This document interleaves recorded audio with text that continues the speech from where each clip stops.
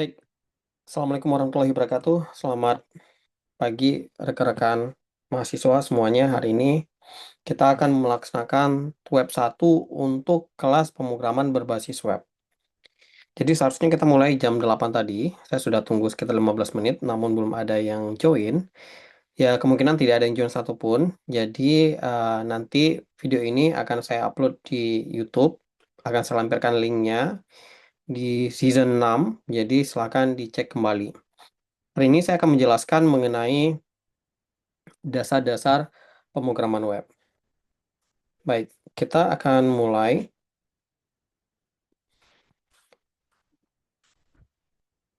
Nah, teman-teman bisa melihat ke layar. Nah, untuk belajar dasar-dasar pemrograman web ini, teman-teman bisa mengakses website seperti w3schools.com ya, atau website-website yang menyediakan pembelajaran yang dokumentasinya sudah lengkap, baik dari yang resmi ataupun yang dibikin oleh perusahaan lain. Jadi kalau saya itu prefernya belajar di sini karena ini materinya sudah sangat terstruktur.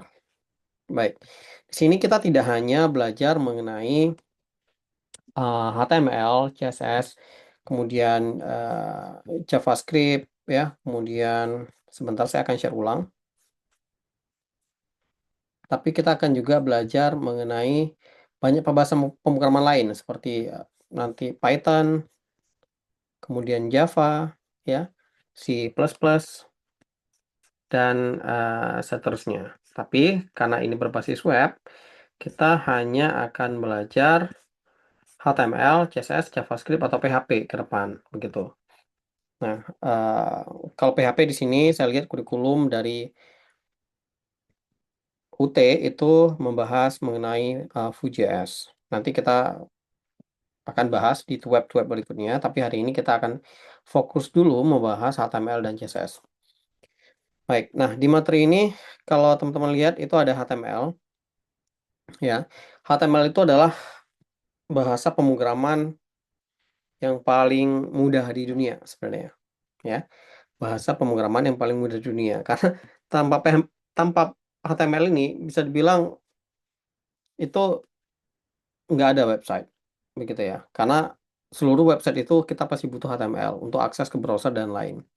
Nah, jadi kita lihat di sini materi mengenai Learn HTML. HTML is the standard markup language for the web pages. With HTML, you can create your own website. HTML is easy to learn. You will enjoy it. Oke, okay? Easy to learn. Jadi dia menekankan di sini bahwa HTML itu adalah sesuatu yang sangat mudah dipelajari. Oke. Okay. Nah, ini adalah struktur dasar dari HTML. Ya, ini adalah struktur dasarnya. Jadi di sini ada yang namanya HTML. Jadi HTML itu terdiri dari tagging. Jadi ada tag buka, ada tag tutup. Ya, nanti ada beberapa tag yang memang tidak membutuhkan tag tutup. Ya, nanti kita bahas bareng-bareng. Nah, di sini ada HTML buka dan ada HTML tutup. Nah, untuk tutupnya itu selalu menggunakan backslash. Ya, ini namanya backslash. Jadi kalau teman-teman perhatikan di sini ada head, ya, tutupnya juga ada head. Nah, kemudian ada title, kemudian tutupnya ada backslash title, ya, slash title. Kemudian ada H1, ini H1 itu heading untuk menampilkan ukuran besar sebuah teks, ya. Kemudian ada slashnya juga, ya, untuk penutupnya. Kemudian ada P itu paragraf dan lain. Jadi ini hanya contoh, bisa dibuka dimanapun. Kalau teman-teman perhatikan di sini, kalau kita ngomong di antara, mana elemen di antara head? Berarti elemen di antara head adalah ini, ya. Berarti adalah title, page title. Oke. Mana elemen di antara body? Berarti adalah heading 1 dan paragraf ini. Dua baris ini. Ya, mudah-mudahan teman-teman paham. Sekarang kita akan coba untuk coding. Ya, oke. Siapkan VS Code. Ya, saya yakin teman-teman sudah menyiapkan VS Code. Toh juga sudah mengerjakan tugasnya, pasti sudah paham. Nah, kemudian di sini kita create file baru. buat sebuah folder, saya buat folder namanya 2025 ya. Kemudian filenya saya namakan index.html. Oke. Di index ini itu teman-teman tinggal pilih ketik tanda seru kemudian enter, itu langsung keluar lengkap ya. Ini lengkap bantuan shortcut dari VS Code ya. Teman-teman sebenarnya bisa gunakan website lain seperti text editor lain seperti Notepad, Notepad++, dan seterusnya. Tapi ya pasti akan capek banget untuk ngoding karena tidak ada auto suggestion seperti ini. Ya, untuk dapat auto suggestion seperti ini, teman-teman bisa menggunakan Sublime Text atau VS Code. Dan sekarang yang paling populer itu adalah VS Code. Oke, itu intermezzo sedikit. Kemudian ini saya besarkan biar kelihatan. Nah, di sini ini yang saya jelaskan tadi. Berarti kita hanya akan bekerja sebenarnya di dalam body ini. Tadi kita sudah menunjukkan heading 1 ya. Saya menunjukkan. Misalnya di heading 1 ini saya tuliskan universitas terbuka. Oke. Nah, pastikan dia ditutup lagi. Oke. Ini bisa diakses. Cara aksesnya adalah langsung. Kalau saya bisa langsung klik kanan. Saya pilih di browsernya. Ya. Teman-teman bisa lihat. Ya, kurang S. Kita perbaiki. Kita perbaiki. Oke. Sorry. Oke. Ya. Oke. Sudah jadi. Universitas terbuka. Kalau kita mau buat baris berikutnya bagaimana? Kita bisa langsung buat lagi. Misalnya heading 2. Heading 2 kota Jakarta misalnya. Oke. Nah, coba teman-teman perhatikan kota Jakarta lebih kecil. Oke. Nah, kemudian heading 3 misalnya kota Surabaya misalnya. Oke. Ya. Lebih kecil lagi ya. Heading 3. Oke, kalau heading 4 ya misalnya kota Medan. Oke, cek lagi. Ya, lebih kecil lagi. Nah, ini yang dinamakan heading. Nah, tadi ada juga paragraf, ya. Soalnya paragraf itu P, sorry, bukan PHP ya. Sintak P, oke. Nah, kita akan belajar, sorry, kita akan belajar bahasa pemrograman web. Gitu. Nah, jadi kalau teman-teman lihat sudah ada lebih kecil lagi. Jadi ini idealnya untuk sebuah teks. Oke. Nah, kemudian di sini kita bisa mengubah-ubah teks tersebut. Misalnya teksnya kita mau ubah warnanya dan lain. Nah, untuk mengubah warna, ukuran, jenis font dan seterusnya itu kita namakan CSS. Ya, kita namakan CSS itu bahasa pemrograman yang tugasnya untuk mendekor si website ini, mendekor si tulisan, mendekor si gambar, semua elemen yang ada di body. Ya, itu jadi tugasnya CSS. Nah, cara nulis CSS itu ada 3. Ya, ada 3. Ini saya buat ininya. Yang pertama itu adalah dia inline, ya.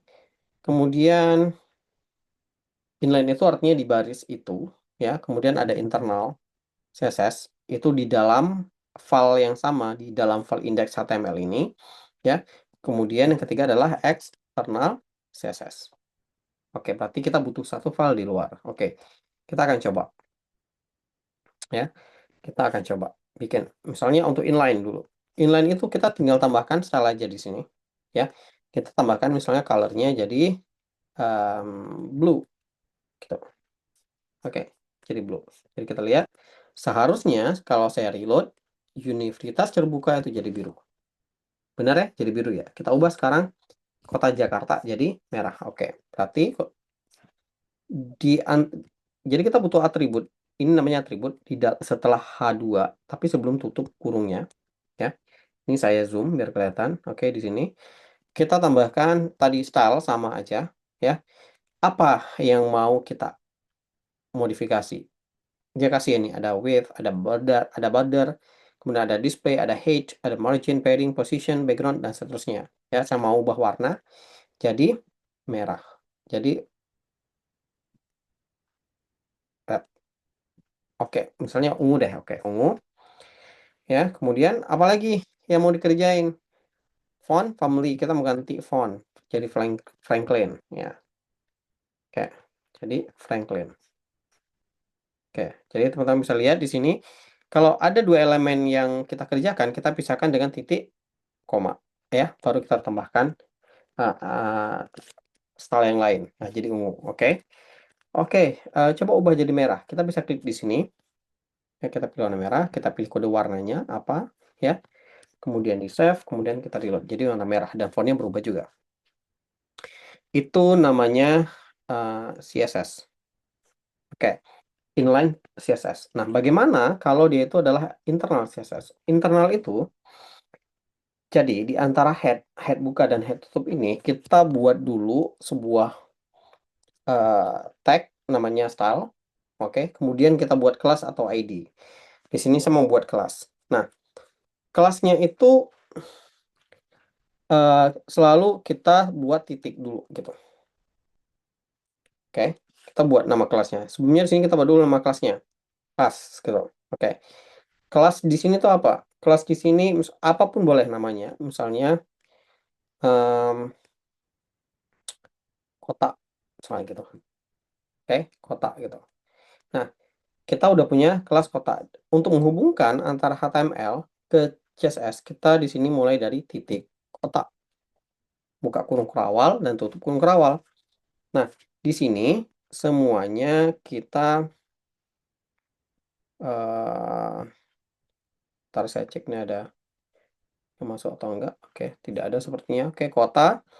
Nah, di kota ini kita mau ngapain? Kita mau buat font size-nya ya lebih besar. Misalnya jadi 50 pixel gitu. Oke. Kemudian di sini color-nya jadi bukan kolom, color jadi brown ya. Kemudian font size, font family itu berarti jenis font kita pakai Georgia. Oke. Kemudian kita geser sedikit ke kanan berarti margin left ya sebanyak 100 pixel. Oke. Nah, sekarang kalau kita lihat dia bergeser ke kanan sebanyak 100 pixel, kemudian warnanya warna brown ya. Kota Surabaya-nya lebih besar daripada yang sebelumnya.